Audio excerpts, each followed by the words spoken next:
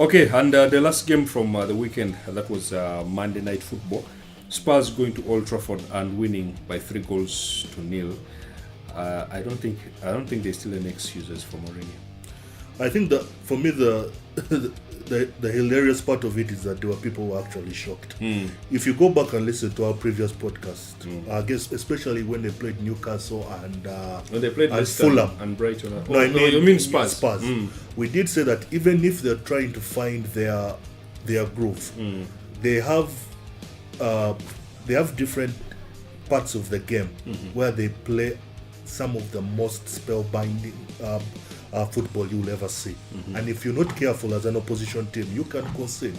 Because for me, I have been impressed with how Dele Alli and Harry Kane and Eriksen have morphed into this. They seem to switch positions with so much ease. And then Lucas Moura, who Keith himself said would be like a new signing, has come to the party. I think it's his second goal in 2 games, if I'm not mistaken. Didn't he score twice? Yesterday. It's actually 3 goals in 2 games. He scored twice last night. Yeah, but they basically made him look like Messi.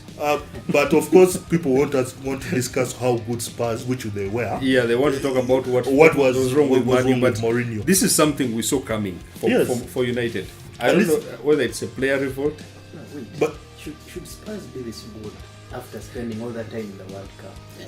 Well, no, it's about like right now. The quality to take the chances. That's where the difference is. And for me, Pochettino said something before the season. They asked him why he had not bought any player. He said it's very hard to buy new players when you have players who fit into a system that you've been developing over the years and is now coming into fruition. Yeah. He said, if I bring in another person, it means I have to spend time trying to put that person into a system at all these guys. Yeah, like we saw it happening with Moura and Sergio Aurier last exactly. season. So his argument was that, and the commentator kind of hit at it yesterday, he said, are we finally looking at a Spurs that is now peaking to what Pochettino has been dreaming about? Of course, time will tell. But I think in the first 3 games we have seen, whether in spurts or in throughout the whole game, that they can beat you for 9 if you're not careful. For United, I think the writing was on the wall when the lineup came out. On the wall. There is, and I put this in our group. There is no way you can convince me that Herrera plays in a back 3. That does not make sense. This is a guy who has played 300 appearances as a midfielder and never once has he been a defender. But you have Bailly and Lindelof on the bench. Irrespective of their performances against Brighton, there is no way you can convince me. And actually, Lindelof had a good game against Brighton. It was Bailly who was... Yeah, it was Bailly who was actually selling out. Well, yesterday he joined Bailly as I don't know. I think even in a cameo. Doesn't this look like Mourinho trying to point fingers, though indirectly? Because you remember what he said in the press conference after Brighton, where he said, if I mention the players, you guys are going to say I'm having an issue with them. Yeah. So it's basically there's no reason to drop Lindelof. I think because without Lindelof, Brighton win that game comfortably. For me, I think that there's a revolt in that dressing room. Of course, we all don't have the facts. What we're doing is that we're speculating based on what we see from the eye test. And for me, that lineup was Mourinho telling Woodward that I needed a defender, which I personally don't buy. Because remember in 2007, Mourinho started a game in the FA Cup with Essien and Paulo Ferreira in defense. Yeah, there was also a game where he played Drogba in defense. And the reason why, which is ironic, the reason why he did that, he wanted to make a point that they had refused to buy for him. What was that Israel defender? Tell Al-Bahid?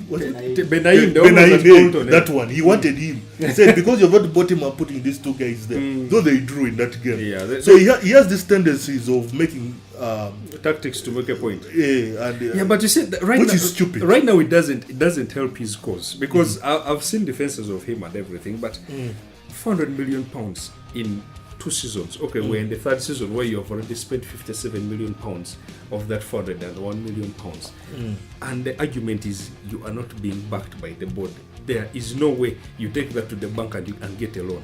No, for me it didn't make sense. My issue with and it's a pity Keith is not here. Because my issue is, if I'm a CEO, and I've kept giving this example consistently, if I'm a CEO of a company, I hire you because you're the best manager on the market available. To many people, you're considered Manchester United quality. Even some consider you in the same breath as Sir Alex Ferguson for your past accomplishments. I bring you and you tell me that I need 4 players to take Man United back to what? To the top of the mountain where they belong. You break a not world record in not where impact. LVG put them. And But then where Ferguson used to. be. I give you those players in year 1. You don't give me You the break a world record in break there. a world record. Year 2, I You buy a continue Congolese giving for you. 75 million pounds. I continue giving you, but I also know as CEO that whenever things are not going right, funds are coming against me because I'm an easier target, but I'm quiet. And then all of a sudden, because he won the UEFA Cup and what's the small trophy? The League Cup. The The League Cup and the Community Shield, and then he said he won a treble in he his won a first season. treble. Now the second season, what did you win? 0. 0. So Second season, he could even beat Sevilla. no, he won something. What did he Second win? season, he didn't win anything. 0. Oh, he was in second position. Yeah. So But 19 points behind. I was telling Keith, you get a phone call from the Glazers saying, listen, we like what you're doing. You're in second position, and they even give you a contract extension, right? You come into third season, you've yapped, but as CEO, I'm looking at my books. I'm like, but I have given this guy. I mean, let's put it in perspective. Attack, you have Rashford, Bolingo, Martial, you have Sanchez. Those are the strikers available on the books. Please take in consideration that there are teams that have Welbeck and the Inkeita. What's his name? Inkeita. There are some as their backup. There are some who have Lewandowski and no backup. You know, please take note of that. And then in midfield, you have a genius of Mata, a Pogba, Matic. a Matic, Herrera, The legend of Fellaini. Even Fellaini, And you have Fred in there. Movuletri. Yeah, you have Fred in there. You have Pereira in there. And you want to convince me that somehow in the whole Premier League you don't have a team that can compete? I'm not saying beat Pep Guardiola because Pep Guardiola is a genius, but at least compete favorably. Because I remember Benitez. Because Benitez last season, you remember when they promised him that if he actually keeps the he stays and gets the team promoted, they'll buy him players, which they renegated on. Yeah. But he tried his best to work with the squad, as he complains. And they ended 10th. Yes. Now, see, that's the difference in attitude is this one, Mourinho looks like he's using an excuse, despite the fact that he has actually been backed in transfer windows until it stopped making sense. Are you talking about 9 players? From season 1, acquired? you've been saying you want a right winger. You've been targeting Ivan Perisic. When the money is available, you buy different players, including this season whereby it looked like, okay, he needs just the right winger for the right flank to be alive. Which I don't buy. He gets 57 million and buys Fred. And he still wants money to buy a right winger. Now, on top of that, he wants Toby Alderweireld from Spurs. He wants Jerome Boateng from Bayern Munich. He wants Diego Godin from Atletico. To do what? All players who actually refuse to go to United, by the way, not because they don't want United, but the manager who is there, they don't want to play for him. Now, compare that to the aura that Van Gaal had brought, whereby players were willing, after the Moyes fiasco, players were willing to go and play at Manchester United because of the manager who was there. Now you have even Jerome Boateng.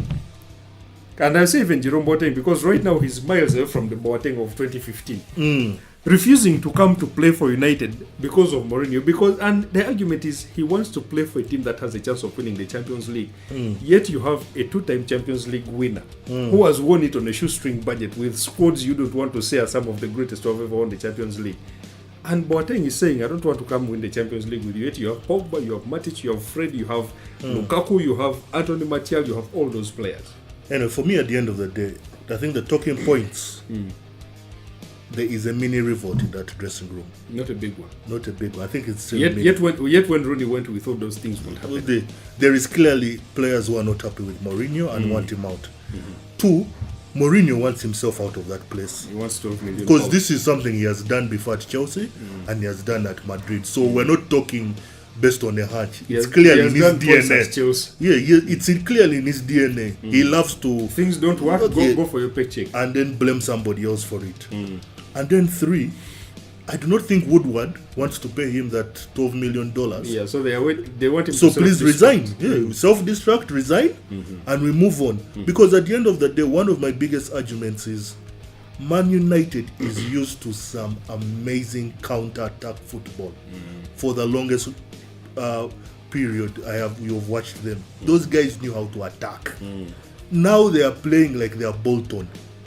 You remember, at least this time he was a bit open. Which Bolton? The one of Sam Allardyce. Because if you remember, last season, the one of Sam Allardyce was better. The performance against Liverpool. And score.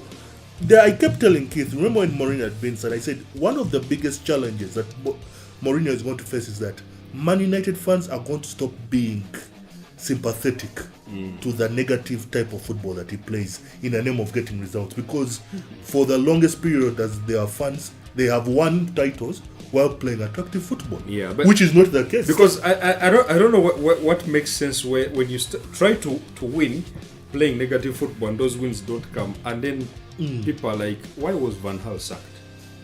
Because at least he was losing while playing expansive football. Yes. Now you're losing playing negative football, and all the money has been given to you. So the question is, do they win against Burnley? Well, we'll wait and see, but hopefully Burnley gives us a sure win. Should be this coming weekend.